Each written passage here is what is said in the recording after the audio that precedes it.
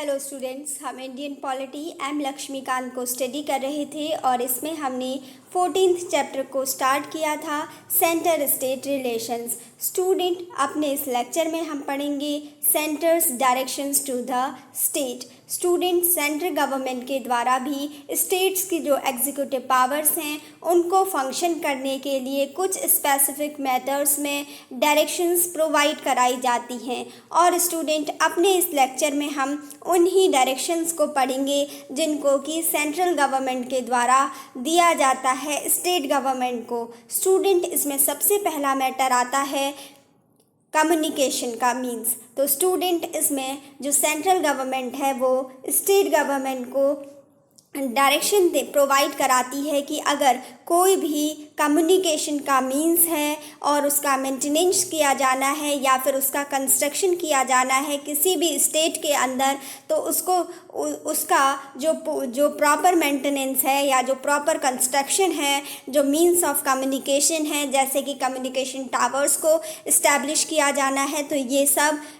State government के द्वारा ensure किया जाना चाहिए। और साथ ही सेंट्रल के द्वारा डायरेक्शन दिया जाता है कि जो भी अगर कोई भी ऐसा कम्युनिकेशन का जो स्पेक्ट्रम है जो कि सेंट्रल गवर्नमेंट के द्वारा अलॉट किया गया है और वो नेशनल इम्पोर्टेंस का है, मिलिट्री इम्पोर्टेंस का है, तो उसको स्टेट के द्वारा प्रोटेक्शन प्रोवाइड कराया जाना चाहिए और स्टेट के द्वारा उसमें कोई भी ऑब्स्ट्रक्शन क्रिएट नहीं किया जाना चाहिए। ऐसी गाइडलाइंस या ऐसे डायरेक्शन सेंट्रल गवर्नमेंट के द्वारा कम्युनिकेशन के फील्ड में स्टूडेंट, कम्युनिकेशन का मीन्स ये है कि जो भी हम सेल फोन्स यूज़ करते हैं, जो भी हम मैसेजिंग, जो हमारा ट्रांसमिशन होता है मैसेजिंग का, या फिर जो भी रेडियो वेव्स होती हैं, इन सब का जो भी ट्रांसमिशन है वो सब क्या कहलाता है? कम्युनिकेशन कहलाता है। मीन्स ऑफ कम्युनिकेशन के अंदर ही ये सब चीज़ें आती हैं। तो जो ये कम्युनिकेशन का मैटर है, इसमें सेंटर के द्वारा स्टेट गवर्नमेंट को प्रॉपर मेंटेनेंस और प्रॉपर कंस्ट्रक्शन के लिए डायरेक्शंस दिए जाते हैं। स्टूडेंट, इसके बाद सेकंड मैटर है प्रोटेक्शन ऑफ रेलवेज। जो सेंट्रल गवर्नमेंट है उसके द्वारा स्टेट गवर्नमेंट्स को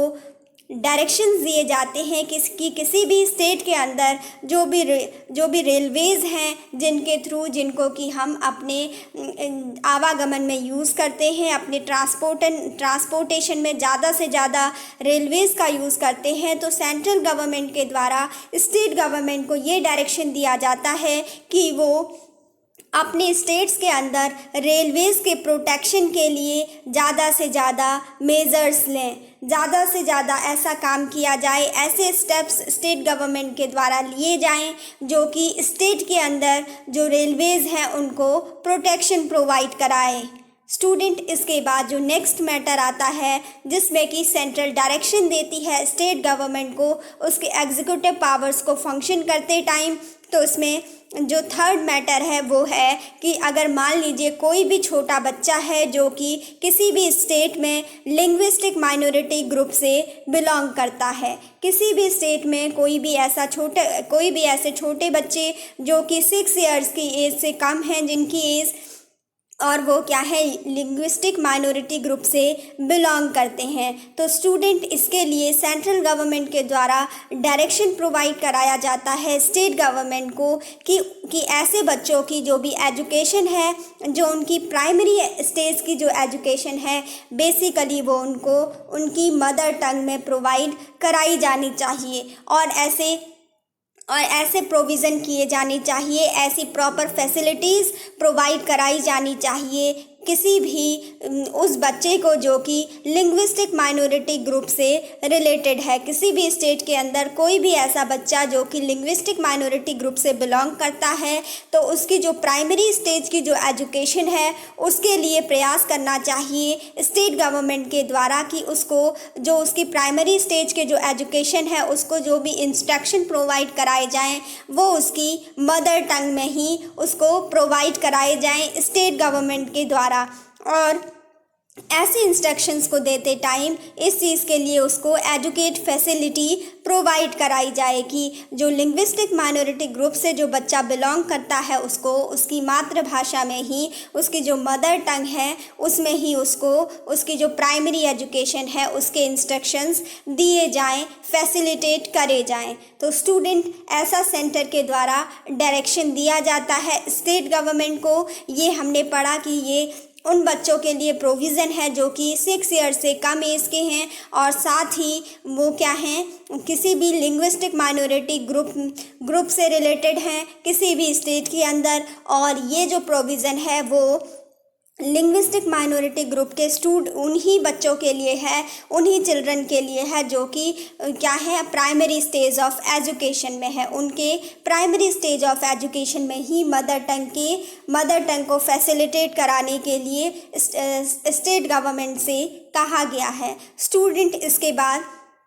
एक और मैटर बताया गया है जिसमें कि जो हमारी सेंट्रल गवर्नमेंट है हमारी स्टेट गवर्नमेंट को डायरेक्शन देती है कि अगर स्टेट में जो भी शेड्यूल ट्राइब है तो जितनी भी शेड्यूल ट्राइब हैं उनकी वेलफेयर के लिए, उनके भलाई के लिए क्या करना चाहिए, किसी भी स्टेट के द्वारा स्पेसिफाइड स्कीम्स का एग्जीक्यूशन करना चाहिए, नई नई स्कीम्स को लाना चाहिए जिससे कि जो स्टेट्स में जो शेड्यूल्ड ट्राइब्स हैं उनकी वेलफेयर को बढ़ावा दिया जा सके, उनके वेलफेयर को प्रमोट किया जा सके।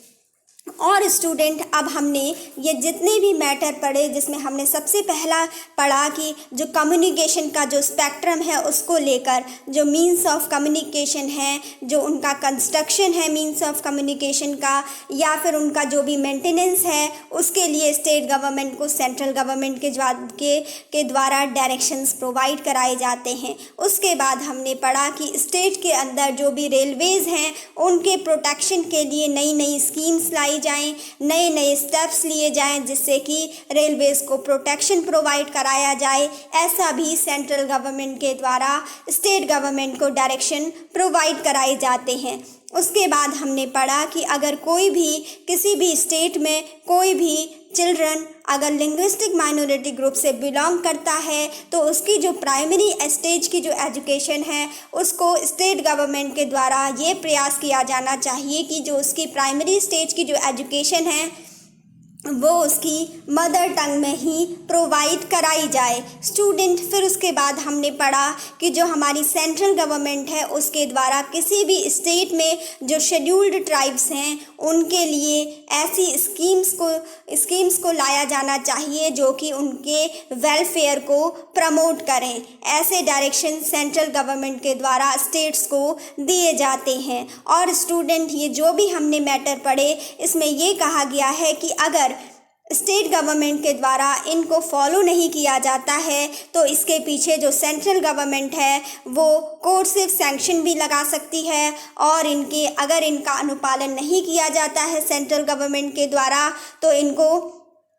क्या है, इनको एक तरीके से अंडर आर्टिकल 365 इनको सेंटर की अवहेलना मान लिया जाएगा या फिर सेंटर का नॉन कंप्लायंस इसको मान लिया जाएगा। क्योंकि स्टूडेंट हमारा जो कॉन्स्टिट्यूशन का आर्टिकल 365 है उसमें कहा गया है कि अगर सेंट्रल गवर्नमेंट के द्वारा दिए गए किसी भी गाइडलाइन को अगर कोई भी स्टेट गवर्नमेंट फॉलो नहीं करती है या फिर फॉलो करने में फेल होती है तो उस स्टेट पर सेंट्रल गवर्नमेंट के द्वारा वहाँ पर अंडर आर्टिकल 356 वहाँ पर क्या कर दिया जाएगा, प्रेसिडेंट रूल को इम्पोज कर दिया जाएगा। तो बेसिकली स्टूडेंट ये क्या है, ये सेंट्रल गवर्नमेंट का एक कोर्सिव सैंक्शन है जिसमें कि बलपूर्वक ये कहा जाता है कि जो भी सेंट्रल की जो भी गाइडलाइंस हैं वो स्टेट गवर्नमेंट को फॉलो करनी ही होंगी, नहीं तो वहाँ पर अंडर आर्टिकल 365 के रिस्पेक्ट में वहाँ पर प्रेसिडेंट रूल को भी अंडर आर्टिकल 356 लगाया जा सकता है। तो स्टूडेंट ये माना गया है कि ये चारों जो मैटर हमने पढ़े जिसमें कि सेंट्रल गवर्नमेंट डायरेक्शन देती है स्टेट गवर्नमेंट को अपने एग्जीक्यूटिव फंक्शंस को अपने एग्जीक्यूटिव पावर्स को फंक्शन करने के लिए, तो ये क्या है, एक तरीके से मैंडेटरी हैं, ये कंपलसरी है। हैं। अगर इनको फॉलो नहीं किया जाता है तो सेंट्रल गवर्नमेंट अंडर आर्टिकल 365 उसका यूज़ करके उस स्टेट में नॉन कंप्लाइंस के बेसिस पर क्या कर सकती है, प्रेसिडेंट रूल को भी लगा सकती है। तो स्टूडेंट, इस लेक्चर में हमने समझा कि सेंटर के द्वारा